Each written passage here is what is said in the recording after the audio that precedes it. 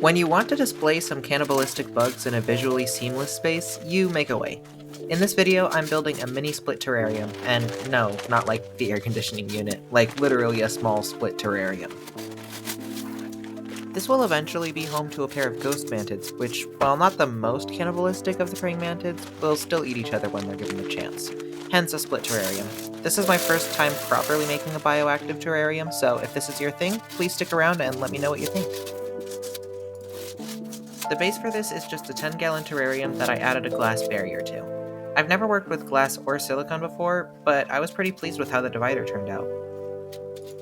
I thought it would look really nice to have a light-colored false bottom underneath the substrate, so I'm loading in a couple bags of white gravel. There's about an inch of gravel across the bottom of this terrarium. On top of the false bottom, I'm using soil, which is made to support plants and be safe for animals. The soil isn't too important for the mantids since they'll barely touch the ground, but the soil is safe for them anyways. It was a little challenging to find driftwood that both looked nice and would fit in this small space, but I found some to do the trick for now. Up next is the plants. I made a trip to Homestead Gardens and picked out some plants from their 2-inch pot section, plus a couple of larger plants. I rinsed off as much of the soil that came with as possible to avoid bringing any potentially harmful materials into the terrarium, and then played around with some different placements before planting them.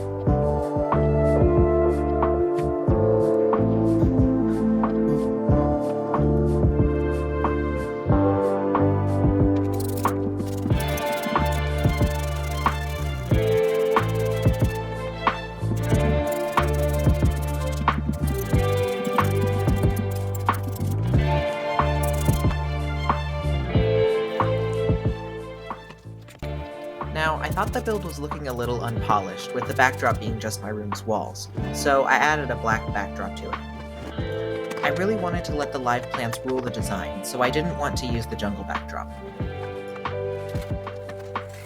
I definitely didn't have the right tools on hand and worked a little sloppy, but I still think it improved the appearance plenty. Now, to stop using that janky ring light and start using a grow light strip.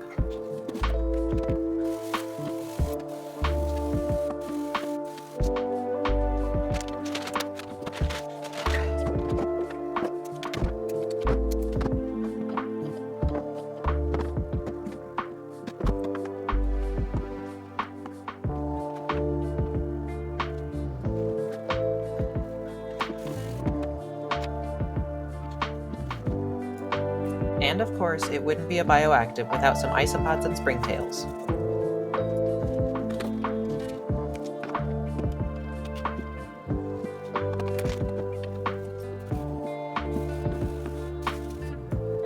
This was the final touch to the design. I was super excited to find these fun guys at the last Oddities Expo I was a vendor at. They're made by Anna's Paper Spirits, who I'll link in the description, and they're made to go into plant pots and gardens.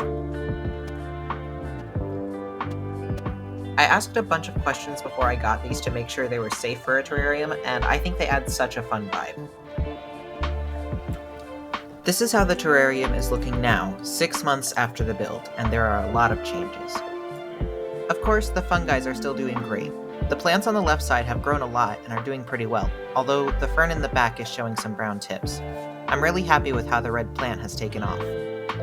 The right side is worse for wear, and I'm planning to replace the plants that didn't do well in here.